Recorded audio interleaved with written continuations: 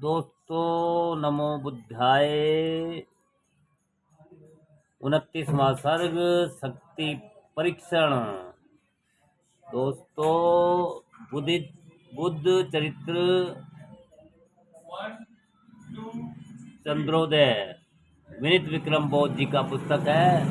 बुद्ध जातक कथाओं से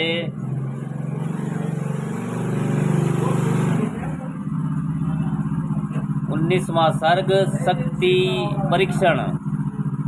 उंगलीमार नामक एक भयंकर डाकू था जो बड़ा स्वच्छंद बर्बर और उग्र था। वह विशाल शरीर वाला था। उसके नाखून और केस बड़े हुए थे। वह अपनी मूंछों को कुत्ते की पूंछ की तरह ऊपर की ओर चढ़ाए रहता था। उसे देखते ही मन में आशंका पैदा हो जाती थी। उसकी चढ़ी हुई त्योरी देखकर स्वयं डर कर भाग जाता था। वह इतना तेजी से झपट्टा मारता था मानो भयंकर बाज उसकी ललकार सुनकर शेर भी दहल जाता था। घने जंगल में वह अकेले ही रहता था। वहां जाने में लोगों को दिन में भी डर लगता था। वह जंगल के सभी मार्गों की नाकेबंदी किया करता था। उसने सैकड़ों लोगों के सिर काट कर पृथ्वी पर फेंक दिए थे।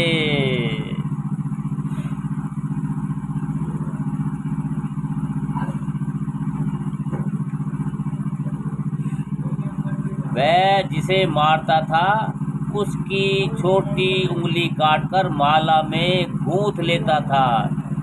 शेष शरीर को रोंद खोंद कर मिट्टी में मिला देता था। सारा कौशल देश उसके भय से भयभीत। प्रजा के दुख से राजा भी बहुत दुखी हो गया। उंगली मार को पकड़ने के लिए राजा की ओर से जो सैनिक दस्ते भेजे जाते थे वे जंगल में इधर उधर टोह लगाकर उसकी छाया तक भी नहीं खोज पाते थे। जंगल में खोज करने वाले खोजी दल में उसे जो घुड़सवार पीछे दिखाई देता था, किसी पेड़ पर चढ़ा हुआ उंगलीमार उसकी गर्दन को रस्सी के फंदे में फंसा लेता था और उसे इस प्रकार ऊपर उठा लेता था जैसे बाज किसी लावा पक्षी को। एक खोजी दस्ते का पड़ाव किसी नदी के किनारे पड़ा था तो उंगलीमार चुपचाप किनारे के पानी में जाकर छिप जाता था। फिर जब कोई अकेला सैनिक नहाने धोने आता था तो वह उसे घसीट कर नीचे पानी में गाड़ देता था।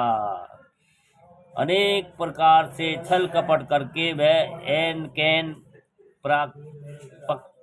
प्रकारेण उन्हें इस प्रकार से चुन चुन कर मार डालता था जिस प्रकार तीतर पक्षी दोने चुग लेता है। ढेर के मारे कुछ तो डर के मारे कुछ तो भाग जाते थे और कुछ शेष रह जाते थे।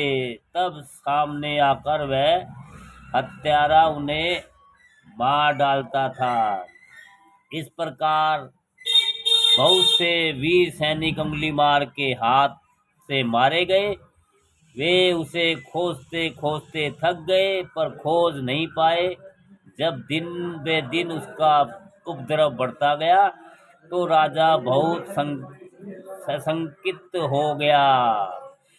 सभी पूर्ववासी उंगलीमार के डर से भयभीत हो गए। वह अपने घरों में सोते हुए सपन में चीख पड़ते थे। उस दुष्ट का नाम लेकर माताएं अपने बच्चों को डरवाती थी तो रोते हुए बच्चे चुप हो जाते थे। उस समय बुद्ध अपने भिक्षुक संघ के साथ जेतवन में निवास करते थे और उंगली मार के उपद्रवों का समाचार पाकर उनका हृदय पसीज गया। वे जनता का कष्ट सहन नहीं कर सके। बुलाते दो 5 रुपए था और एक और 5 रुपए दे दो। क्या बुलाती हुई और 5 और 5 क्या हुए नहीं हुए। हाँ हाँ 5 5 रुपए से दो ये तो और पैसे 5 रुपए चाहिए। चलो हो गया।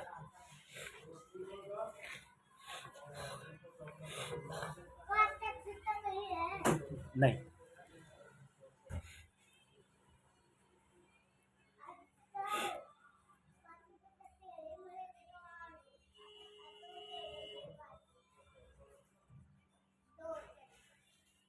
इस प्रकार बहुत से सभी प्रवासी उस समय बुद्ध अपने भिक्षु संघ के साथ जैतवन में निवास करते थे। उंगली मार के उपद्रवों के का समाचार पाकर उनका हृदय पसीज गया। वह जनता का कष्ट सहन नहीं कर सके। उन्होंने चीवर पहनकर हाथ में भिक्षा पात्र ले लिया और एक दिन सवेरे ही जंगल की ओर चल पड़े। उन्हें वन की ओर जाता देखकर बहुत से किसान और चरवाहे मना करने लगे।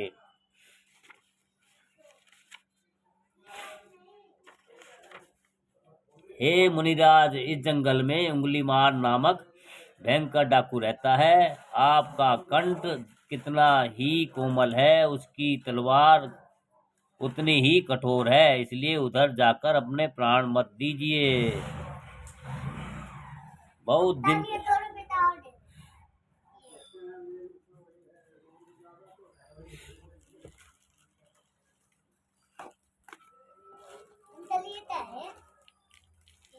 निकल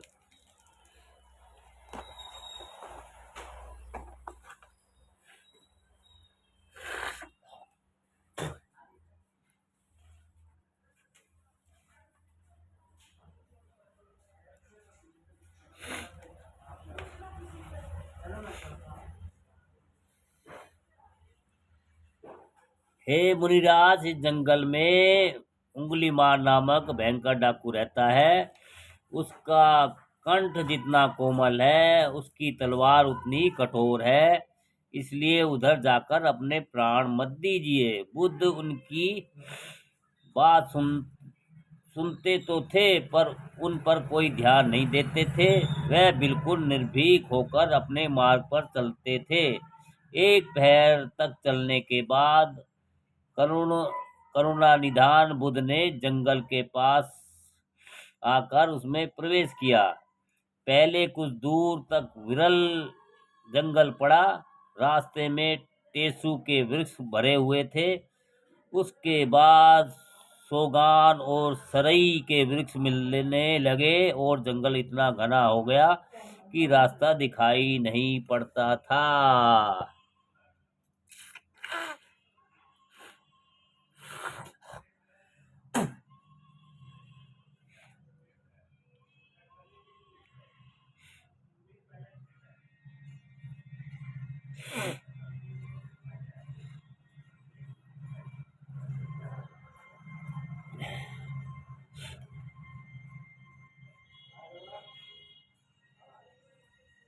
पहले कुछ दूर नहीं पड़ता था।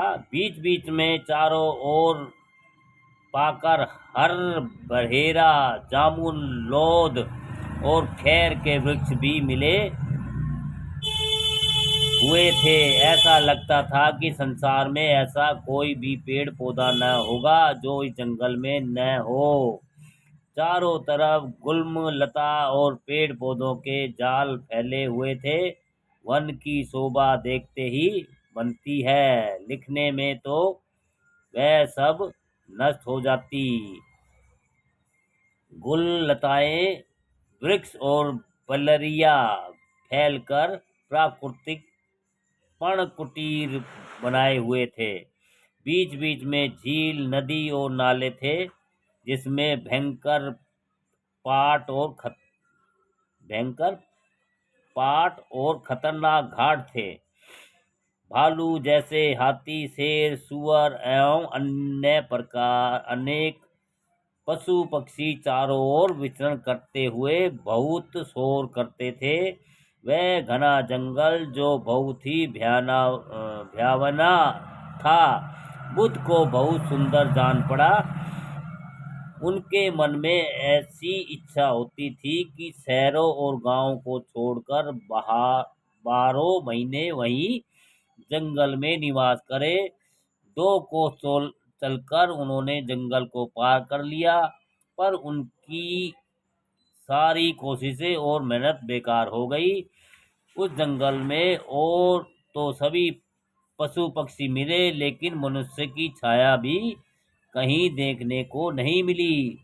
पास ही एक अशोक वृक्ष को देखकर उन्होंने कुछ देर रुककर वहां विश्राम किया। तथागत ने हाथ पैर धोकर अपनी थकान मिटाई और जल पात्र से थोड़ा पानी पिया।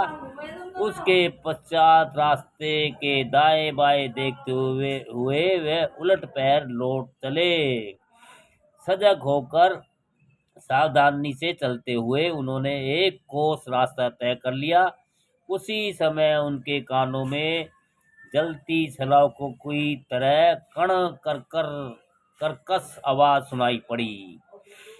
संसार को ठगने वाले मुंडक, ठहर जा, तू बिना सींग के बैल की तरह जंगल में घुस रहा है। तू बड़ा उदंड है, टेढ़ा है, निर्भीक है और अकेला है। मेरी अवज्ञा करके तू कहाँ जा रहा है? जो कुछ उसने कहा बुद्ध ने उसे भली भांति सुन लिया, तो भी उन्होंने पीछे मुड़कर नहीं देखा। उसे दूर समझकर बुद्ध अपने मार्ग पर चलते रहे। उन्हें रुकते न देखकर उंगलीमार बड़ी तेजी से दौड़ पड़ा। वह भयंकर गर्जना करते हुए उनके पास आ गया और बोला, अरे चीवरधारी, ठहर जा, तू बड़ा नादान और नासमझ जान पड़ता है। तेरे सर पर बहुत बड़ा संकट आ गया है, पर तू बिल्कुल ही निश्चित है। तू खड़ा क्यों नहीं रहता?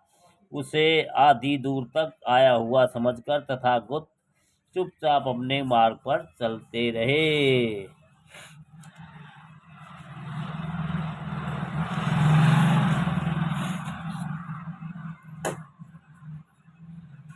बुद्ध को रुकते न जानकर वह क्रोध से भरा हुआ फिर दौड़ा। अपनी तलवार उठाए हुए बिल्कुल पास आ गया और बोला, अरे बुद्धिमान भालू, ठहर जा, मैं उंगली मार आ गया। तेरा काल नजदीक ही है, पर तू उसकी ओर पीछे घूमकर नहीं देखता। ऐसा लगता है मानो यमलोक जाने के लिए कमर कसे हुए है। उसके पैरों की चाप सुनकर तथा उससे नजदीक जानकर भी बुद्ध के मन में कोई भय न हुआ। खिले हुए कमल के समान प्रसन्न मुख को मोड़े बिना ही वह सुंदर वचन बोले, हे उंगली मार, मैं तो सभी कालों में अविचल रहता हूँ। तुम्ही कुछ चलायमान मालूम होते हो। जब तुम स्वयं ठहर कर स्थिर हो जाओगे, तभी तो मुझे स्थिर देख सकोगे। ऐसा कहकर भगवान पीछे की ओर घूम गए। उन्होंने उसे सिर से पैर तक अच्छी तरह देखा। उसका शरीर ढिलढोल प्रचंड सांड के समान था। उसका वक्ष स्थल विशाल था, भुज दंड कठोर थे। उसके सिर के बाल कंधों पर लटके हुए थे। सीने पर उंगलियों की माला झूल रही थी। उसकी आंखें लाल थी, मानो जलते हुए अंगारे हो। उसकी भौहें टेढ़ी थी, मानो काले सांप हो। उसका गोरा मुख मंडल क्रोध के कारण लाल हो गया था। पूरा चेहरा दाढ़ी मूछ से ढका हुआ था। उसकी कमर पर मृग चर्म था, जिसे उसने बंदर की पूंछ से बांध रखा था। उसके दाएं हाथ में तलवार थी और बायां खाली था। उसकी पीठ पर तरकस और कंधे पर धनुष था। तेज धार वाले टेढ़े फरसे को कमर पर बांधे हुए था। टेढ़ी चितवन से आग की चिंगारियां निकल रही थी। ऐसा लगता था जैसे करुण रस के सामने रौद्र रस की झांकी उपस्थित हो गई हो।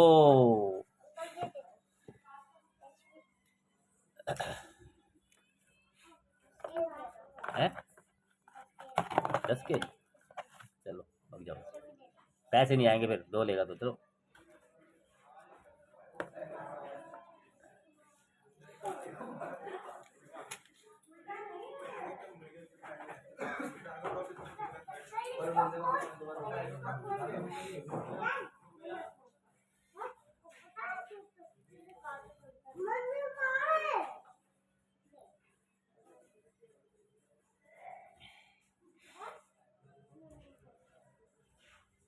क्रोध से भरा हुआ अंगुलीमाल बुद्ध के शीतल वचनों को सुनकर इस प्रकार अवरुद्ध हो गया, जिस प्रकार ठंडे जल की बूंद पड़ने से किसी बर्तन में उफनता हुआ दूध शांत हो जाता है। उंगलीमाल अपने मन ही मन बुद्ध के वचनों पर विचार कर रहा था, पर उसे कोई आर पार नहीं मिल रहा था। वह सोच रहा था, अब तक मुझे ऐसे अनेक कायर मिले हैं जो मेरी टेढ़ी चितवन देखते ही सोच से सहम जाते थे। मेरी ललकार सुनकर ही लोग दहल जाते थे, पृथ्वी पर नाक रगड़कर घिघियाने लगते हैं। कुछ लोग बिल्कुल जड़ के समान अपने स्थान पर ठिठक कर रह जाते हैं। कुछ लोग मेरे पैर पकड़कर प्राणों की भीख मांगते हैं।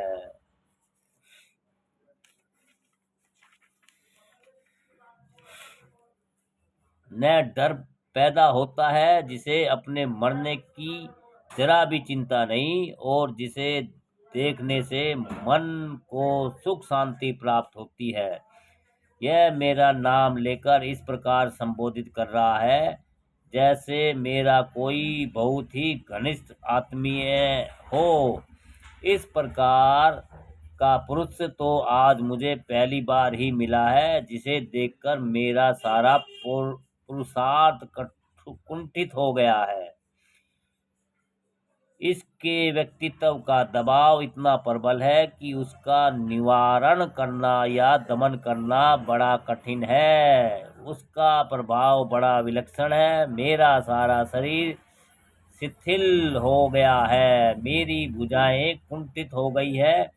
यद्यपि मेरा हृदय क्रोध से जल रहा है, पर मेरा हाथ उसे मारने के लिए नहीं उठ रहा है। आश्चर्यचकित उंगलीमाल को आंख खोलकर अपनी ओर देखकर तथागत मधुर मुस्कान के साथ बोले, हे उंगलीमाल, तुम अपने हृदय में उत्पन्न द्वंद्व के दुख को मत सहो। अपने आंतरिक संताप की आग में मत जलो।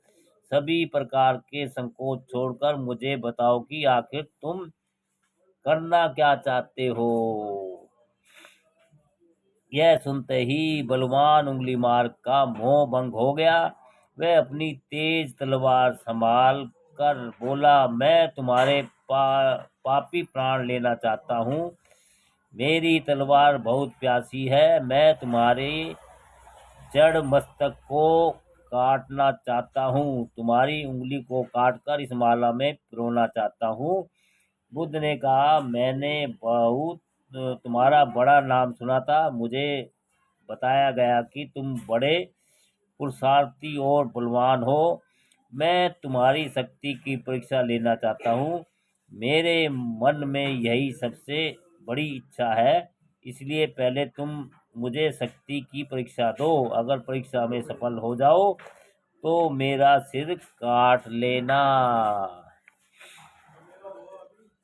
बुद्ध का प्रस्ताव सुनकर उंगलीमार बहुत प्रसन्न हुआ। पास के वृक्ष पर टिके हुए एक पत्थर को देखकर उसने पूरी ताकत से उस पर जोरदार मुक्का मारा। वह चट्टान चटक कर चकनाचूर हो गई। मंगल के कोस गौतम मुनि बोले, अभी मुझे पूरा विश्वास हुआ। इस पेड़ में अनेक पत्ते हैं, उनमें से एक पत्ता तुम अभी तोड़ लाओ। तथागत की बात सुनकर उन्हें बिल्कुल ही मंदबुद्धि जानकर उंगलीमार ठाका मारकर हंस पड़ा। फिर उसने अपने पास की डाली को मोड़कर शीघ्र ही एक पत्ता तोड़कर दे दिया।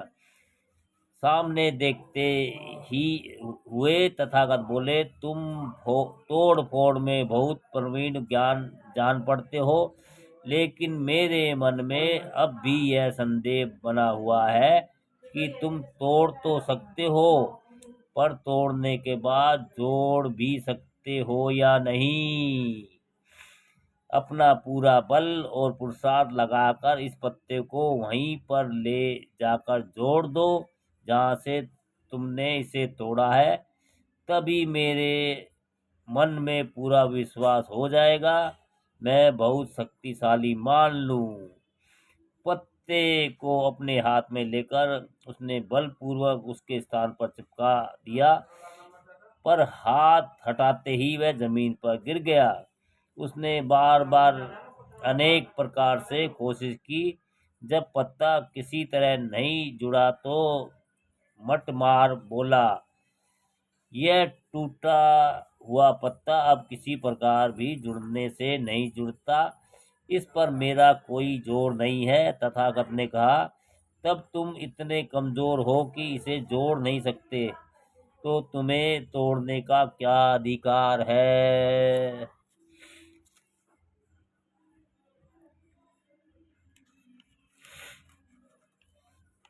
अगर तुम किसी को प्राण नहीं दे सकते तो उसके प्राण लेने का तुम्हें क्या अधिकार है?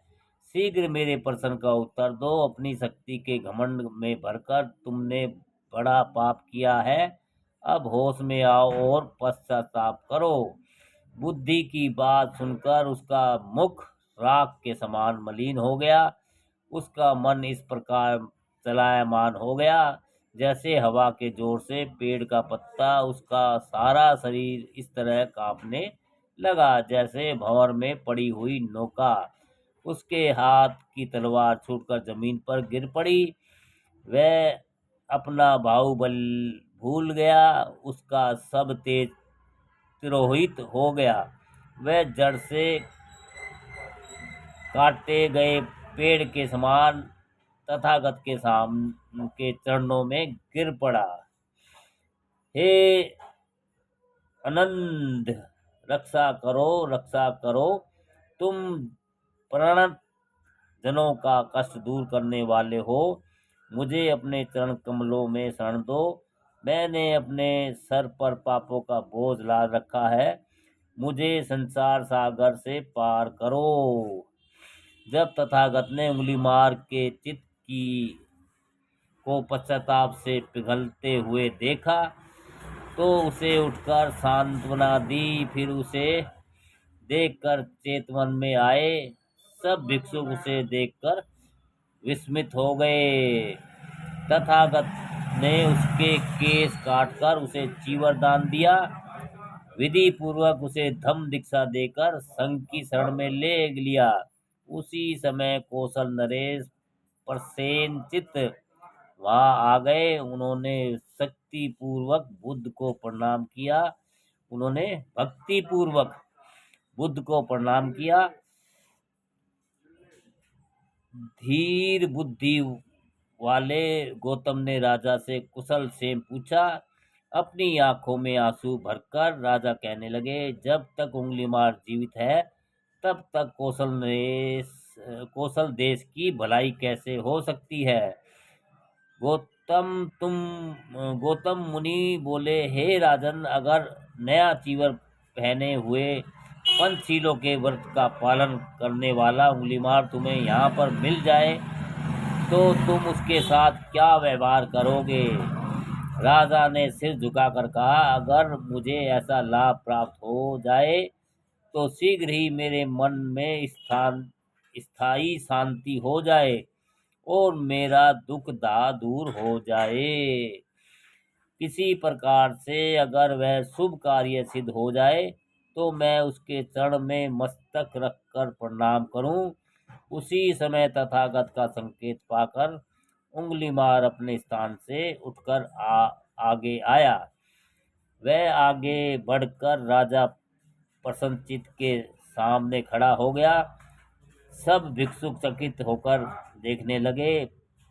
राजा विस्मित होकर दिल थामे हुए उसे इस प्रकार देख रहे थे मानो खरगोश के सिर पर सींग निकल आए हो।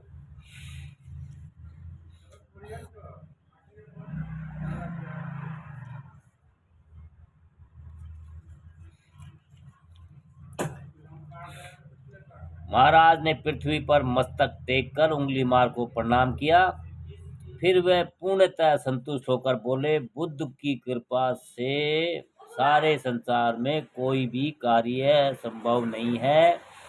तथागत की कृपा से सूर्य पानी बरसाकर मरुस्थल को सींच सकता है, नमक मीठा हो सकता है, पत्थर पिघल सकता है, वज्र के समान कठोर हृदय भी फूल के समान कोमल हो सकता है, हिमालय पहाड़ हल्का हो सकता है।